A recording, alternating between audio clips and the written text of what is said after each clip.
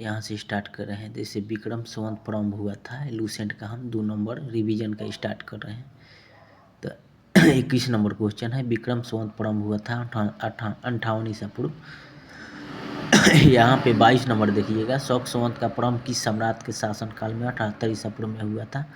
तो कनिष्क के समय में हुआ था। शक संवत का प्रारंभ किस सम्राट के शासनकाल में हुआ था 78 ईसा पूर्व में, तो कनिष्क के शासनकाल में हुआ था। यहाँ पर भारत का राष्ट्रीय पंचांग किस संवत पर आधारित है, तो शक संवत पर आधारित है।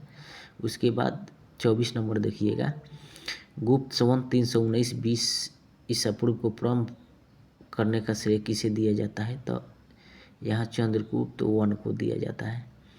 गुप्त संवत 319-20 ईसा पूर्व को प्रारंभ करने का श्रेय किसे दिया जाता है, तो चंद्रगुप्त वन को दिया जाता है। यहाँ पे 25 नंबर देखिएगा, चंद्रगुप्त वन के ने गुप्त संवत का प्रारंभ किस उपलक्ष्य में किया था, तो अपने राजरोहण के स्मारक के रूप में किया था। आप रिवीजन के लिए इसको डबल बार देख सकते हैं ताकि दिमाग में बैठ जाए। चंद्रगुप्त वन गुप्त संवत का प्रारंभ किस उपलक्ष्य में किया था, तो अपने राजरोहण के स्मारक के रूप में किया था। निम्न कथनों पर विचार कीजिए तथा नीचे दिए गए कूट को सही उत्तर चुनिएगा। यहाँ गुप्त संवत सन 319 से आरंभ हुआ था। निम्न कथनों पर विचार कीजिए तथा नीचे दिए गए कूट सही उत्तर चुनिए। यहाँ पे गुप्त संवत सन 319 से प्रारंभ हुआ था। उसके बाद यहाँ पे देख लीजिएगा, यहाँ पे आपका 1 2 3 होगा आपका। विक्रम संवत 58 ईसा पूर्व से प्रारंभ हुआ था, शक संवत 78 में हुआ था और गुप्त संवत 319 में आरंभ हुआ था। तो तीनों इसका आपका देखिएगा तो सही है। उसके बाद यहाँ पे देखिएगा 27 नंबर, तो 27 नंबर में हर्षवर्धन ने 606 ईसा पूर्व में हर्ष संवत की स्थापना किस उपलक्ष्य में की थी, तो अपने राजरोहण के उपलक्ष्य में किया था। हर्षवर्धन ने 606 में हर्ष संवत की स्थापना किस उपलक्ष्य में की थी, तो अपने राजरोहण के उपलक्ष्य में किया था। यहाँ निम्नलिखित में से कौन सा संवत है जो कलचुरियों द्वारा प्रयुक्त किए जाने के कारण कलचुरी संवत भी कहलाता है, तो तैरकूटक संवत है। निम्नलिखित में से कौन सा संवत है जो कलचुरियों द्वारा प्रयुक्त किए जाने के लिए कलचुरी संवत भी कहलाता है, तो ये तेरिकंथ संवत है। उसके बाद यहाँ पे देखिएगा, यहाँ पे 29 का चालुक्य विक्रम संवत का प्रचलन किसने किया था, विक्रमादित्य 6 ने किया था। चालुक्य विक्रम संवत का प्रचलन किसने किया था, तब विक्रमादित्य 6 ने किया था। निम्नलिखित में से किस एक ने नए संवत चलाने का यश प्राप्त है, तो लक्ष्मण सेन को है। निम्नलिखित में से किसे एक नए संवत चलाने का यश प्राप्त है, तो लक्ष्मण सेन को है। यहाँ पे 31 नंबर देखिएगा, निम्नलिखित में से कौन सा वर्ष दिसंबर 2009 में शक संवत का वर्ष होगा, तो आपका 1931। निम्नलिखित में से कौन सा वर्ष दिसंबर 2009 में शक संवत का वर्ष होगा, तो 1931।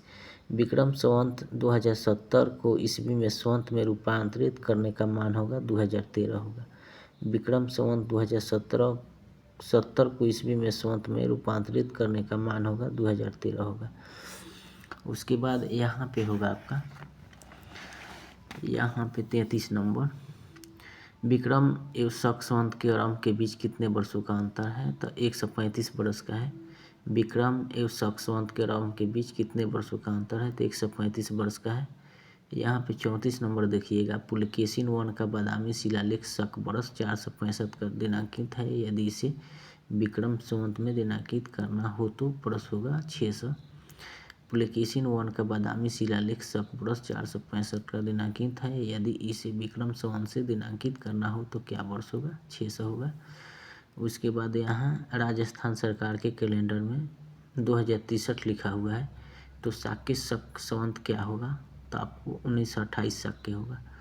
राजस्थान सरकार के कैलेंडर में ये विक्रम संवत 2063 लिखा हुआ है, तो शाक्य शक संवत क्या होगा, तो 1928 शाक्य होगा। इसको पढ़ना ही पड़ेगा किसी तरह, तब भी आपका कुछ हो सकता है, वरना इधर उधर आप आसान तरीका पढ़ते रहेंगे, कुछ भी नहीं होगा। 36 नंबर का पुरातत्व में अस्तर विन्यास पद्धति निम्नलिखित में से किसको समझने के लिए प्रयुक्त की जाती है, तो आपको 2 नंबर होगा, भौतिक अवशेष के क्रमिक निक्षेप को। पुरातत्व के स्तर विन्यास पद्धति निम्नलिखित में से किसको समझने के लिए प्रयुक्त की जाती है, तो भौतिक अवशेष के क्रमिक निक्षेप को। यहाँ 37 नंबर देखिएगा, कार्बन 14 तिथि निर्धारण की पद्धति का विकास किसने किया था? तब विल्बर लिबी ने किया था। कार्बन 14 निर्धारण पद्धति का विकास किसने किया था? विल्बर लिबी ने किया था।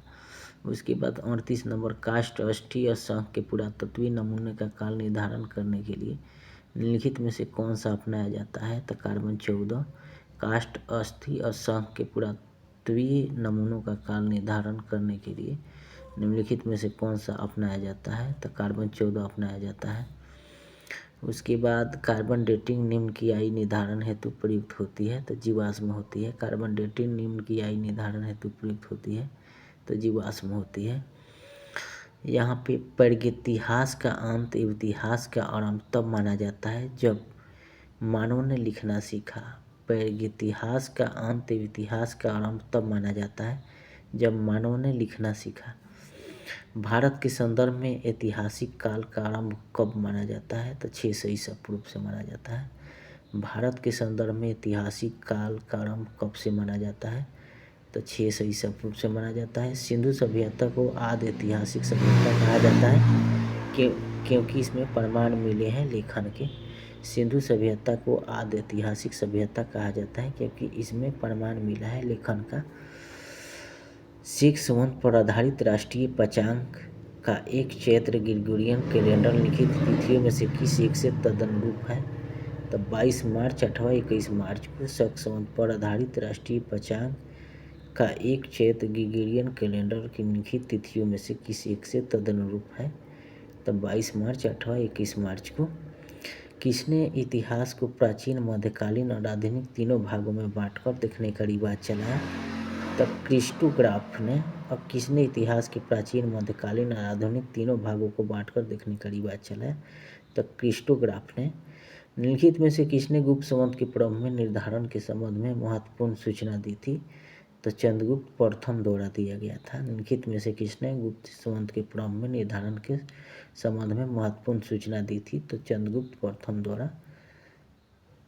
यहाँ पे अलबरूनी होगा। गुप्त संवत प्रारंभ में चंद्रगुप्त द्वारा मैंने चालू किया गया था वन द्वारा, लेकिन यहाँ पे अलबरूनी द्वारा दिया गया था।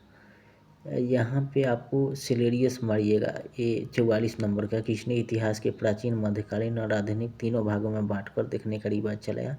तो सिलेरियस ने चलाया था। ये क्रिस्टोग्राफ भी इसका होगा, कुछ मैंने इसमें लिख दिया गया है इसलिए नो कि कहीं इसका भी इसमें रिलेटेड है, इसलिए उसको वहाँ याद करने के लिए लिखा गया है। अब इसके बाद कल हम ये देखें।